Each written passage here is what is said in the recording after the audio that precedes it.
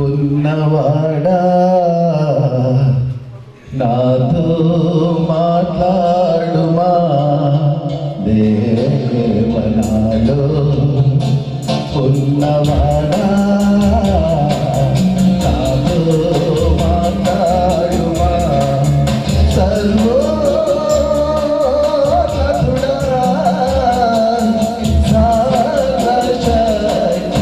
సర్వశక్తిమంతుడా సర్వోన్నతుడా సర్వశక్తిమంతుడా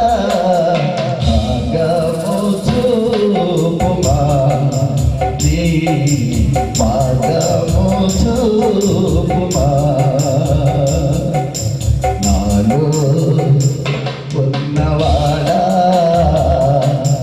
నాతో మాట్లాడుమా దేవనాలో ఉన్నవాడా నాతో మాట్లాడుమా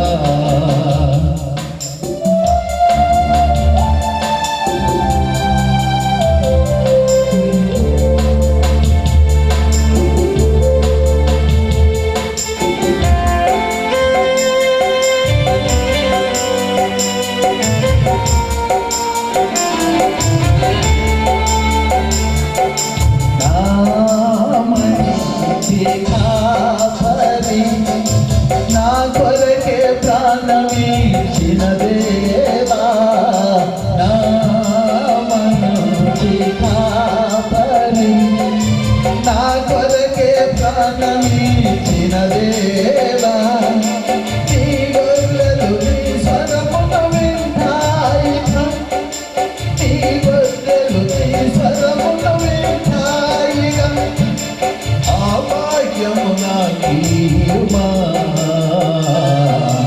నాలో ఉన్నవాడా నాతో మాట్లాడుమా దేవనాలో ఉన్నవాడా నాతో మాట్లాడుమా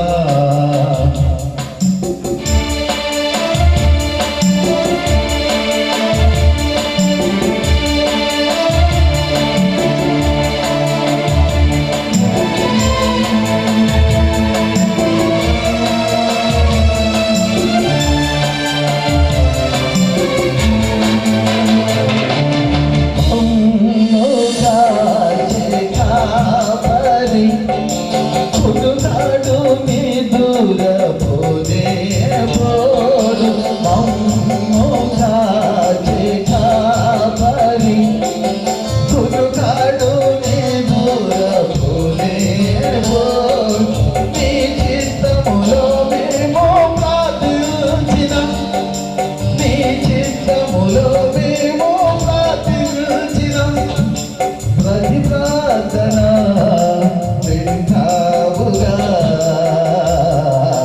నాలో ఉన్నవాడా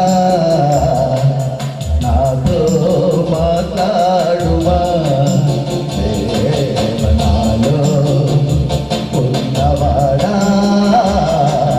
నాతో మాట్లాడుమా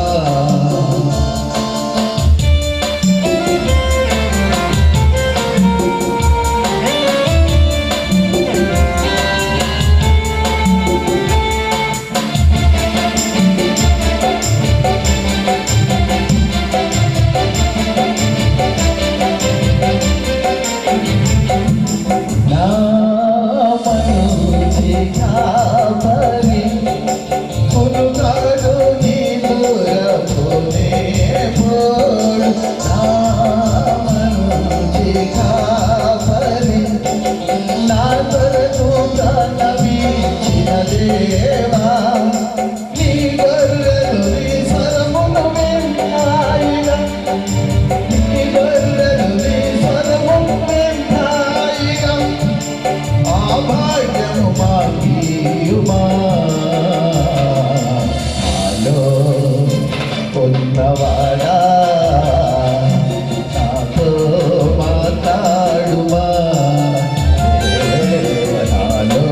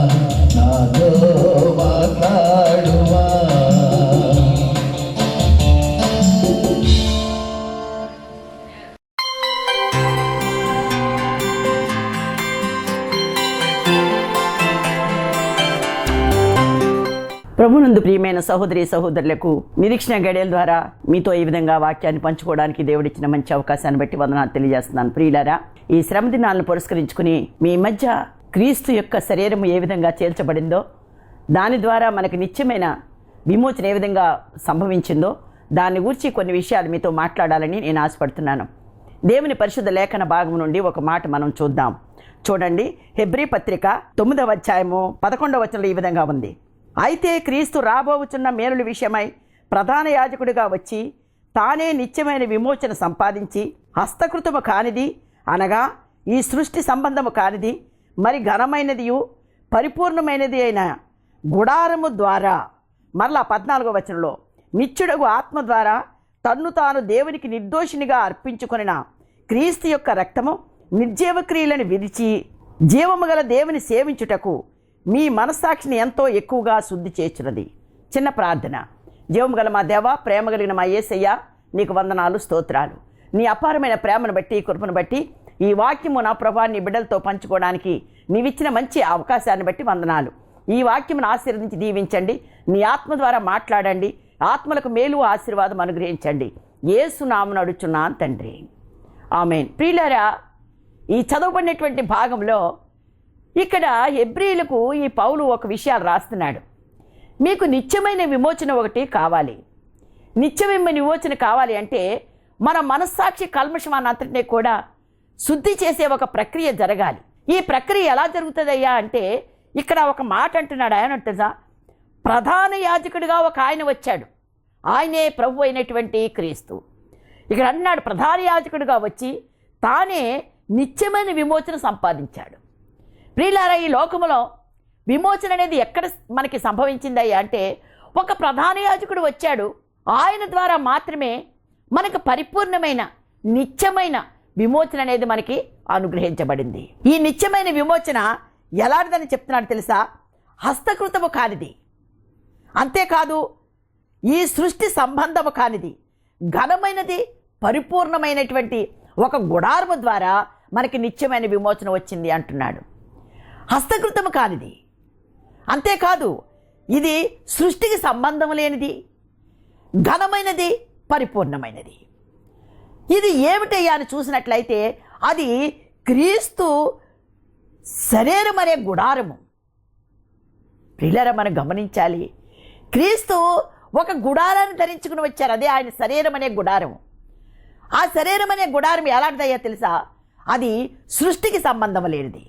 ప్రియులారా, అందుకే యేసుని నమ్ముకున్న వాళ్ళు సృష్టిని ఆరాధించకూడదు అని చెప్తారు. ఎందుచేతో తెలుసా? ఈ యొక్క పరిశుద్ధ గ్రంథంలో ఆరాధించే దేవుడు సృష్టికి సంబంధం కాదు. ఎందుకో తెలుసా? సృష్టికి అంతటికీ ఆయనే ఆధార సంభూతుడు. ఇంకొక విషయం కూడా మనం చూసినట్లయితే హస్తకృతము కానిది, ఏ శిల్పికారి చేయనిది, ఏ వడ్రింగ్ వాడు కూడా ఒక శిల్పం వల్లే చెక్కనిది, సృష్టిలో ఉన్న ఏ చెట్టుకు కానీ ఏ పుట్టకు కానీ సంబంధం లేనిది అని దీంట్లో మనం తేటగా చూస్తున్నాం. అంతేకాదు, లోకంలో ఘనమైనది ఏదయ్యా ఉందంటే అది క్రీస్తు యొక్క గుడారమైనటువంటి శరీరము. ఇంకొక మాట కూడా అంటాడు, అది ఘనమైనది, పరిపూర్ణమైనది. అంటే అది తప్ప వేరే దేని వల్ల కూడా మనకు నిత్యమైన విమోచన జరగలేదు. అయితే ఆయన ఒక గుడారముగా ఈ లోకానికి వచ్చాడు. శరీరం అనే గుడారాన్ని ధరించుకుని ఆయన ఈ లోకానికి వచ్చాడు అని అర్థం. ఇంకో మాట అంటున్నాడు, ఆయన సృష్టికి సంబంధించిన మనిషి కాదని మీకు తెలియజేస్తున్నాను. అంతేకాదు, ఏ శిల్పికారి కూడా హస్తముతో చేసింది మాత్రం కాదని బైబిల్ తేటగా చెప్తోంది. లోకములో ఘనమైనది ఏదైనా ఉందంటే ఆయనే ఘనమైన వాడు, పరిపూర్ణమైన నిత్యమైన విమోచన ఇవ్వగల సమర్థుడు.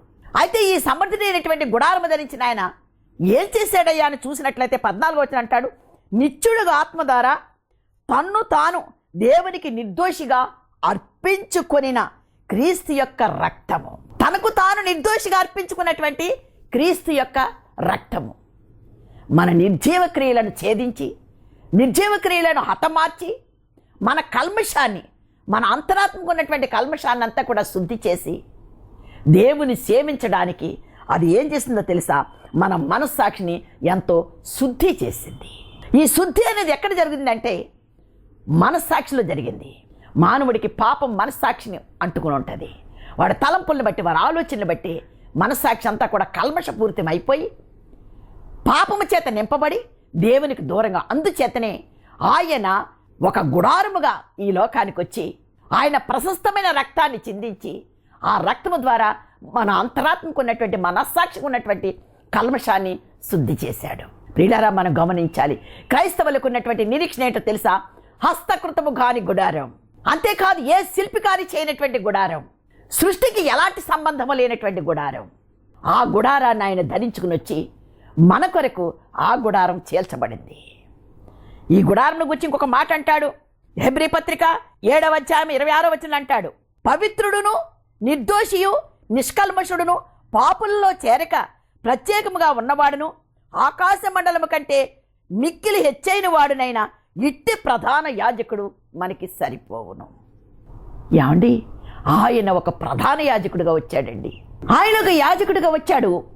ఆయన గుడారమును గూర్చి ఇక్కడ సాక్ష్యం ఏంటో తెలుసా? హెబ్రీ పత్రిక పౌలు గారు రాసింది, పవిత్రుడును నిర్దోషియు నిష్కల్మషుడును పాపుల్లో చేరక ప్రత్యేకంగా ఉన్నవాడును ఆకాశ మండలము కంటే మిక్కిలి హెచ్చైన వాడునైనా ఇట్టి ప్రధాన యాజకుడు మనకి సరిపోయినవాడు.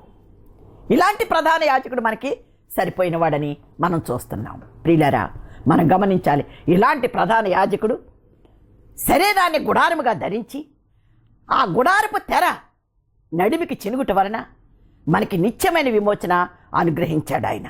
కనుక ఆయనే ప్రధాన యాజకుడై ఉన్నాడు. దేవునికి స్తోత్రం.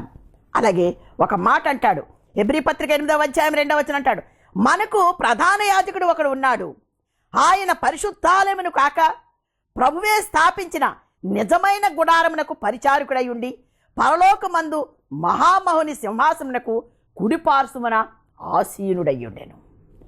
మనకు ఒక ప్రధాన యాజకుడు ఉన్నాడు. ఎవరు?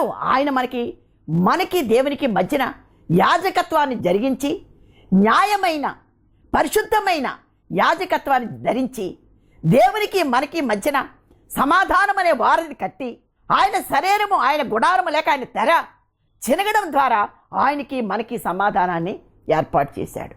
ఆయనే మనకి ప్రధాన యాజకుడై ఉన్నాడు. ఎందుకు ఈ ప్రధాన యాజకుడు అంటే ఆయన రక్తము చిందించడానికి వచ్చాడు. అంతేకాదు, నిత్యమైన విమోచనకు మనల్ని వారసులుగా చేయడానికి ఆయన వచ్చాడు. అందుకని అంటాడు, ఇంకొక మాట కూడా అంటాడు ఇక్కడ హెబ్రీ పత్రిక 10వ అధ్యాయం 20వ వచనం అంటాడు, యేసు మన కొరకు ప్రతిష్ఠించిన మార్గమున అనగా నూతనమైనది, ఆయన జీవము గలది, ఆయన శరీరమును తెర ద్వారా ఏర్పరచబడిందైన మార్గము, ఆయన రక్తము వలన పరిశుద్ధ స్థలమందు ప్రవేశించుటకు మనకు ధైర్యము కలిగి ఉన్నది. ప్రియులారా, ఇక్కడ ఏమంటున్నాడు తెలుసా? యేసు మన కొరకు ప్రతిష్ఠించిన మార్గం ఒకటి ఉందండి. ఆ మార్గం ఏంటో తెలుసా? జీవ మార్గం. ఆ జీవ మార్గంలో ఎవడు ప్రవేశిస్తాడయ్యా అంటే ఇక్కడ ఒక చక్కటి మాట ఉన్నాడు తెలుసా? అది జీవము కలది, ఆయన శరీరమును తెర ద్వారా మనకి అనుగ్రహించబడింది. అది జీవ మార్గం అండి, మన కొరకు ప్రతిష్ఠించిన మార్గం. అందుకే యేసయ్య అన్నాడు, నేనే మార్గము, నేనే సత్యము, నేనే జీవం, నా ద్వారా తప్ప ఎవడును తండ్రి వద్దకు రాలేడు. ఇలాంటిదండి మార్గం, క్రైస్తవ మార్గం. అది ఇక ఒక చక్కటి మాట, ఇది మన కొరకు ప్రతిష్ఠించిన మార్గం. ఆ ప్రతిష్ఠించిన మార్గాన్ని మనం ప్రవేశింపచేయడానికి ఆయన గుడారమును తెర ద్వారా మనకు అందులోకి వెళ్ళే అనుగ్రహం మనకి ఇవ్వడానికి, అందులోకి వెళ్ళాలి అంటే నిత్యమైన విమోచన మనం పొందుకోవడానికి, మన యొక్క అంతరాత్మ కల్మషాన్ని కడిగివేయడానికి ఆయన ప్రధాన యాజకుడిగా ఆయన గుడారమును తెర ద్వారా మనకు అనుగ్రహించడానికి ఆయన ఈ లోకానికి వచ్చాడు. ఆ మార్గంలోనికి మనం ప్రవేశించాలంటే మనకు ఒక ధైర్యం అనేది కావాలి. అందుకని అంటాడు ఒక మాట చూడండి, హెబ్రీ పత్రిక 6వ అధ్యాయం 19వ వచనం అంటాడు, ఈ నిరీక్షణ నిశ్చలమును స్థిరమునై మన ఆత్మకు లంగరు వలె తెరలోపల ప్రవేశించుతున్నది, నిరంతరము మెల్కీసెదెకు క్రమం చొప్పున ప్రధాన యాజకుడని యేసు అందులోనికి మనకంటే ముందుగా ప్రవేశించెను. ఎంత గొప్ప విషయం అండి ఇది. ఇక్కడ ఏమంటున్నాడు తెలుసా? నిరీక్షణ నిశ్చలమును స్థిరమునైన మన ఆత్మకు అది లంగరు వలె ఉన్నది. ఏంటి లంగరు వలె ఉన్నది? మనకు నిరీక్షణ ఉండాలి. మన ప్రభువు గుడారము ద్వారా, తెర ద్వారా, అది చేర్చబట్టు ద్వారా దేవునికి మనకి మధ్యన జీవ మార్గంలో ప్రవేశించే హక్కు, అర్హత మనం పొందుకుంటున్నాం గనుక ఆ నిరీక్షణ మనకి మన జీవితాలకి లంగరు వలె ఉండాలి. లంగర్ అంటే ఏంటండి? మీకు తెలుసు లంగర్ అంటే ఏంటో తెలుసా? పెద్ద పెద్ద ఓడలకైనా నీటిలో ప్రయాణం చేసేటటువంటి ఏ దేనికైనా సరే ఒక లంగర్ అనేది ఉంటుంది. ఆకస్మికంగా ఏదైనా వస్తే అది లంగరు భారంతో కిందకి వెళ్ళిపోతుంది. లంగర్ కిందకి ఎప్పుడైతే వేస్తారో అదేం చేస్తుందో తెలుసా, ఎంత అలాంటి పరిస్థితిలో కూడా ఆ ఓడ నిలబడిపోతుంది. ఎన్ని వచ్చినప్పటికీ కూడా లంగరు యొక్క భారము చేత ఆ లంగరికి ఆ యొక్క ఓడకి ఉన్నటువంటి అనుసంధానంగా ఉన్న ఈ యొక్క దారపు లేక తాడు భారము చేత ఆ ఓడ అక్కడ నిలబడిపోతుంది. అదేవిధంగా నీ జీవితంలో కూడా నువ్వు సముద్రంలో ఉన్న అల్ల మధ్యన ఉన్నా నీకు ఒక నిరీక్షణనే లంగరు కావాలి. ఎందుకో తెలుసా, ఆ లంగరు ఉన్నప్పుడే నువ్వు నిరీక్షణ కలిగి జీవ మార్గంలో ప్రవేశించడానికి హక్కు పొందుకుంటావు. అలాంటి నీ నిరీక్షణ ఎలాంటి ఉండాలి తెలుసా, ఎలాంటి పరిస్థితుల్లోనైనా నిన్ను అదుపు చేయగల లంగరు. అలాంటి ఉన్నతమైన శ్రేష్టమైన లంగరు లాంటి నిరీక్షణ నీకు అవసరం. కనుక ఆయన గుడారం అనే తెర ద్వారా నీవు అందులోనికి ప్రవేశిస్తావు. హెబ్రీ పత్రిక 9:28 అంటాడు, క్రీస్తు కూడా అనేకుల పాపమును భరించుచు ఒక్కసారి ఆయన అర్పించుకునేను. ఎవరి క్రీస్తు? మన కొరకు యాజకుడుగా వచ్చినటువంటి క్రీస్తు, గుడారం అనే దాన్ని అలంకరించుకుని వచ్చినటువంటి క్రీస్తు, తెర ద్వారా మనకి జీవమార్గంలో అడుగు పెట్టడానికి హక్కు అర్హత ఇచ్చినటువంటి క్రీస్తు. ఆయన ఎందుకు వచ్చాడో తెలుసా? ఎలాగ నీ పాపాన్ని శుద్ధి చేస్తాడో తెలుసా? ఎలాగ నువ్వు జీవమార్గంలో ప్రవేశించడానికి అర్హత నీకు ఇస్తాడో తెలుసా? ఆయన ప్రాణాన్ని మనకి క్రయధనంగా ఇచ్చాడు. అనేకుల పాపములను భరించాడు ఆయన. అంతేకాదు ఇంకొక మాట కూడా చూడాలి. తీతు పత్రిక 2:14 అంటాడు, ఆయన సమస్తమైన దుర్నీతి నుండి మనలను విమోచించి సత్క్రియలందు ఆసక్తి గల ప్రజలను తన కోసము పవిత్రపరచుకొని తన సొత్తుగా చేసుకుంటకు తన్ను తానే మన కొరకు అర్పించుకొనెను. కనుక ఈ చదవబడినటువంటి భాగంలో తన కోసము పవిత్రపరచుకున్నాడు. తన కోసం పవిత్రపరచుకుని మనల్ని ఏం చేశాడో తెలుసా? పవిత్రపరచుకోవడం కోసం తన్ను తానే మన కోసం ఆయన ప్రాణాన్ని అర్పించాడు. గమనించాలి, దేవుడు చేసినటువంటి ఈ బృహత్తరమైన ప్రణాళిక విషయంలో మనము నిర్లక్ష్యం చేయకూడదు. యాజకుడిగా వచ్చాడు నిత్యమైన విమోచన ఇవ్వడం కోసం. ఆయన శరీరాన్ని గుడారంగా ధరించుకుని ఆ తెర అనే దాన్ని ఆయన మనకి చీల్చబడి మనకి నిత్యమైన విమోచన ఆయన అనుగ్రహించాడు. వచ్చిన ఆయన ఏం చేశాడండి? అందరి పాపముల నిమిత్తమై ఆయన భరించాడు. అంతేకాదు తన ప్రాణాన్ని సమర్పించాడు. ఇంకొక మాట అంటాడు, ఆయన ప్రాణం పెట్టాడు. యోహాను సువార్త 10:11 అంటాడు, గొర్రెల కొరకు ఆయన ప్రాణం పెట్టాడు. గొర్రెలమైన మనమే మన పాప విమోచన కొరకు, మన అంతరాత్మలో కల్మషాన్ని కడిగివేయడం కోసం ఆయన ప్రాణం పెట్టాడు. ఇంకో విషయం చెప్పనా? లూకాసు వార్త 23:11 అంటాడు, ఆయన తృణీకరించబడ్డాడు, అపహాస్యము చేయబడ్డాడు. ఎందుచేత ఈ తృణీకారాలు ఈ అపహాస్యాలను ఎందుకు భరించాడండి ఆయన? మనము తృణీకరించబడకూడదని, మనము అపహసించబడకూడదని, మనము నిత్యమైన విమోచనకు వారసులము కావాలని. ఇంకొక మాట కూడా యోహాను సువార్త 5:16 అంటాడు, యేసుని హింసించారు వాళ్ళు. ఏమండి, ఆయన హింసలో నిజంగా ఏ మానవుడు కూడా భరించలేడు. ఎలాంటిది ఆయన హింస? ఆయన శరీరము తూట్లు చేశారండి. ఎలాగో తెలుసా? కాళ్ళు చేతుల్లో మేకులు నాటారు. అంతేకాదు ఆయన ముళ్ళ కిరీటం పెట్టి మొత్తారు. ఆయన ముఖమంతా కూడా రక్తవర్ణంగా మారిపోయి సురూపైనను సొగసైనను లేదు అన్నట్లుగా ఆయన ముఖం ఆనవాలు కట్టలేనటువంటి పరిస్థితిలో రక్తసిక్తమైపోయింది. అంతేకాదు ఆయన వీపు దున్నారు. పాపభారం అనేటటువంటి మన పాపభారపు సిలువని ఎత్తుకొని ఆయన గొలుగుతా కొండకి నిటారుగా ఎక్కుతూ ఉంటే ఆ కిందనున్నటువంటి ముళ్ళు ఆయన కాళ్ళకు గుచ్చుకుంటూ ఉంటే రక్తధారలుగా కారిపోయినాయి. ఆయన గుడారాన్ని అంతగా హింసించారు. ఎవరు కూడా ఇలాంటి త్యాగాన్ని చేసిన వారు ఎవరు కూడా మనం చూడలేం. ఇంకో చోట కూడా ఒక మాట అంటాడు, లూకాసు వార్త 4:29 అంటాడు, ఆయన్ను పడద్రోయవలనని తమ పట్టణమును కట్టబడి కొండపేటిక వరకు ఆయన్ను తీసుకుని పోయారు. ఎలా తీసుకుని పోయారో తెలుసా? ఆయన తల్ల క్రిందగా తోసేయాలని, పడేయాలని. పడేస్తే ఆయన మెడ నరాలన్నీ కూడా గుచ్చబడిపోయి ఆయన తెగిపోతాడన్న ఉద్దేశంతో ప్రతి అవయవ భాగాన్ని కూడా తూట్లు పొడిచారు వాళ్ళు. ప్రతి అవయవ భాగాన్ని కూడా హింస పెట్టారు. ఎందుకో తెలుసా? ఆయన గుడారం అనే తెర మన కొరకు చీల్చబడింది. ఆయన వీపు మీద కుక్కాలు పెట్టి లాగుతూ ఉంటే ఆ చర్మపు కండ తొనుకులుగా కింద పడింది. నా ప్రియమైన సహోదరి సహోదరుడా, ఈ టీవీ ముందుండి చూస్తున్నటువంటి నీకు నేను చెప్పేటటువంటి ఒక శుభ సందేశం ఏంటో తెలుసా? ఈ శ్రమ దినాల్లో దేవుడు ఎందుకు తన గుడారాన్ని అంతగా విచ్ఛిన్నం చేసుకోవాల్సి వచ్చిందో, ఎందుకు ఆ తెర చేల్చబడిందో తెలుసా?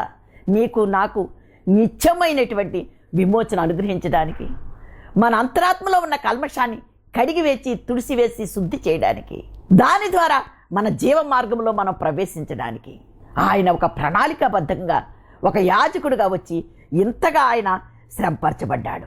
ఇంకొక మాట కూడా మీకు చూపించాలి. కొలసీ పత్రిక 2వ అధ్యాయం 15వ వచనం అంటాడు, రుణముగా ఉన్న పత్రమును మేకులతో సిలువకు కొట్టి దాని మీద చేవ్రాత తుడిచివేసి మనకు అడ్డము లేకుండా దానిని ఎత్తివేసి మన అపరాధములన్నిటినీ క్షమించి ఆయనతో కూడా మనల్ని జీవింపచేశాను. ఏమండి, పాపం అనే రుణాన్ని ఆయన సిలువ మీద మేకులతో నాటబడింది. ఏ పాపము లేనంటే ఆయన మన పాపం అనే రుణానికి బదులుగా ఆయన సిలువ మీద మేకుల చేత నాటబడ్డాడు. ఎందుకో తెలుసా? దేవునికి మనకి మధ్యనున్నటువంటి పాపపు అడ్డుగోడను ఛేదించడానికి ఆయన శరీరము చిల్లులు చేయబడింది. ఇన్ని రకాలుగా దేవుని హింసించారు. మనకు రుణస్థులమైపోయాం. పాపపు రుణం చేత మనం ఉన్నాం. మన రుణాన్ని ఎత్తివేశాడు ఆయన. ఈ రుణాన్ని ఎత్తివేయడం ద్వారా మనం జీవ మార్గంలో ప్రవేశించడానికి హక్కు, అర్హత, ధైర్యం మనం పొందుకున్నాం. చాలామంది అనుకుంటారు, యేసు నా కొరకు ఏం చేశాడు అనుకుంటారు. ఇంతకంటే చేసేది ఏంటండి? పాపులమైన మన కొరకు, అల్పులమైన మన కొరకు, కల్మష పూరితులమైన మన కొరకు, ద్రోహులమైన మన కొరకు, ఏ అపరాధము లేనటువంటి ఆయన అపరాధిగా మన స్థానంలో నిలబడి ఆయన శరీరం అనే గుడారం చేల్చబడింది. ఆ చేల్చబడినటువంటి ఆ దారి ఎక్కడికి అది వెళ్ళిందంటే జీవ మార్గంలోనికి దాన్ని తీసుకుని వెళ్ళబడింది. అందుకనే ఆయన అంటాడు, ఆయన ప్రాణం విడిచిపెట్టాడు. ప్రాణం విడిచిపెట్టినప్పుడు మత్తయి సువార్త 27వ అధ్యాయం 51వ వచనంలో ఉంటుంది చక్కటి మాట. ఆయన ప్రాణం విడిచిన తర్వాతట గర్భాలయపు తెర పైనుండి క్రిందికి చినిగెను. ఎలా చినిగిందండి ఆయన? ఆ తెర గుడారపను తెర ద్వారా ఇందాక మీకు చెప్పాను. ఆ తెర దేవునికి పరిశుద్ధ స్థలానికి, అతి పరిశుద్ధ స్థలానికి మధ్యన తెర, గర్భాలయపు తెర రెండుగా చేల్చబడెను. ఎప్పుడైతే చేల్చబడిందో భూమి మీద జరిగిన సంఘటనలు ఏంటో తెలుసా? భూమి వణికింది, బండలు బద్దలయ్యని, సూర్యుడు అదృశ్యుడైపోయాడు.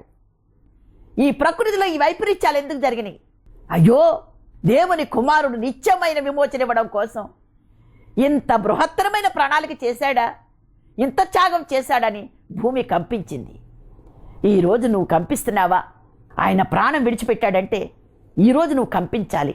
నువ్వు భయపడాలి. నీ పాపం విషయమై నీకు ఒక భయము, భీతి అనేది ఉండాలి. రాయలు బద్దలైపోయినాయి అంటే మొండి రాతి హృదయాలు బద్దలు చేయబడి. ఎన్ని సంవత్సరాల నుంచి వాక్యం వింటున్నావో, ఎన్ని సంవత్సరాల నుంచి యేసు నా కొరకు సిలువపై బలైపోయాడని వింటున్నావో, అయినా నీ హృదయం కఠినంగా ఉందేమో.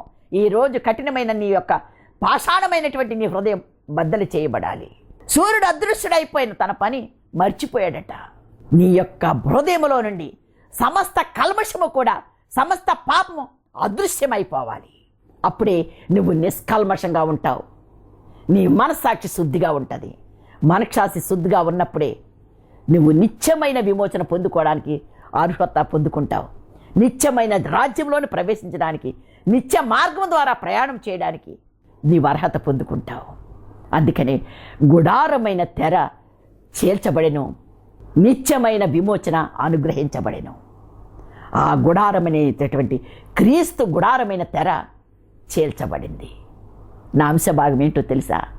క్రీస్తు శరీరమను గుడారమను తెర చేల్చబడింది కనుకనే నీకు నాకు నిత్యమైన విమోచన అనుగ్రహించబడింది. ఈ మాటలు వింటున్నటువంటి నీవు, ప్రభువా, నేను నా కఠినత్వాన్ని తీసివేసుకుంటాను నాయన, నా పాపం గురించి నేను భయపడతాను ప్రభువా, నాయన నా పాపం అంతా కూడా నా అంతరంగం నుంచి అదృశ్యమైపోవాలి ప్రభువా అని కోరుకున్నట్లయితే నీవు జీవ మార్గంలో ప్రవేశిస్తావు. నీవు ఆలోచించు. జీవ మార్గము, నరక మార్గం అనేది ఉంది. ఏ మార్గంలో నువ్వు ప్రవేశిస్తావో ఆలోచించుకో. నరకం అనేది నిత్యము కూడా పండ్లు కొరుకుట, మరణం ఉండదు అక్కడ. నిత్యము వేదన, బాధ. నిత్యమైనటువంటి సంతోషం నిత్య మార్గంలో ఉంది. నిత్య మార్గము కావాలా? నిత్య నరకం కావాలా? నువ్వు ఆలోచించుకుని దేవుని సన్నిధిలో ప్రార్థన చేయండి. కనుక ఈరోజే నువ్వు సిద్ధపడి దేవుని కొరకు ఉండాలని కోరుకుంటూ నా మాటలు ముగిస్తున్నాను. ఈ కొద్ది మాటలు దేవుడు ఆశీర్వదించి దీవించునుగాక. ఆమేన్. ఇంతవరకు కూడా మనం విన్న ఈ యొక్క దేవుని యొక్క మాటలు మనం విన్నాం ప్రియులారు. ఈ సమయంలో ప్రార్థన చేసుకుందాం. ప్రార్థన. పరిశుద్ధుడు అయిన మా దేవా, నీకు వందనాలు, స్తోత్రములు చెల్లించున్నాం ప్రభువా. నాయన ఈ సమయంలో తండ్రి, ఈ యొక్క దైవకృప టీవీ ఛానల్ ద్వారా విన్న ఈ మాటలు నాయన, మా పాపముల నిమిత్తమే సిలువలో బలైపోయి సమాధి చేయబడి తిరిగి లేచిన యేసయ్య, నిన్ను మరలా మేము జ్ఞాపకము చేసుకుంటున్నాం దేవా. నీకు వందనాలు, స్తోత్రం. నాయన తల్లి కానీ, తండ్రి కానీ, అన్నదమ్ములు కానీ, అక్క చెల్లి కానీ నాయన చెల్లించలేని నాయన రక్తము ద్వారా నాయన మా పాపముల విమోచన ద్వారా ప్రభా నాయన మమ్మల్ని నీతిమంతులుగా తీర్చిన మా యేసయ్య, నీకు వందనాలు, స్తోత్రం. ఈ సమయంలో ప్రభా ఈ యొక్క ఎపిసోడ్ని చూస్తున్న ప్రతి ఒక్క బిడ్డతోటి నీ శిలువ ధ్యానము గురించి ప్రభా వారు నిన్ను తలంచుకుంటూ నిన్ను స్తుతిస్తూ, అయ్యా మా పాపముల నిమిత్తమే యేసు శిలువలో మరణించాడని నేను జ్ఞాపకము చేసుకుంటూ ప్రభా నాయన మేము నీ సన్నిధిలో ఆరాధించడానికి నువ్వు కృప చేసినందుకు వందనాలు, స్తోత్రం. సహాయం ఇచ్చేయండి, నీ కృపతో నింపండి. ఎవరైతే అనారోగ్యంతో నాయన అప్పుల భారంతో ఇంకా రకరకమైన ఇబ్బందులతోటి బాధపడుతున్న వారందరినీ కూడా నువ్వు కన్ను దృష్టి ఉంచి ప్రభా సహాయం ఇచ్చేయండి. బిడ్డలను రక్షించండి, బలపరచండి, ధైర్యపరచండి. రక్షణ లేని వారికి రక్షణ దయచేయండి. ఈ ఎపిసోడ్ ద్వారా అనేక మంది దీవెనలు పొందుకోవడానికి కార్యం చేయమని, ఇదిగో బిడ్డలనైనా ఎగ్జామ్స్ రాశారు ప్రభా నాయన, ఎగ్జామ్స్లో ప్రభా నీ కృప నీ సన్నిధి తోడుగా నుంచి ప్రతి ఒక్కరూ నాయన మంచి ర్యాంకులో పాస్ అయ్యి వారి జీవితాల్లో ఫలభరితమైన జీవితం ఇవ్వడానికి నువ్వు కార్యముని చేస్తున్నందుకు నీకు వందనాలు, స్తోత్రం. అందరినీ దీవించండి, సహాయం ఇచ్చేయండి, నీ కృపతో నింపండి. యేసు పరిశుద్ధ నామములో అడిగి ప్రార్థన చేస్తున్నాను తండ్రి. ఆమేన్, ఆమేన్. దేవుడు మిమ్మల్ని దీవించుగాక. ఆమేన్. హల్లెలూయా.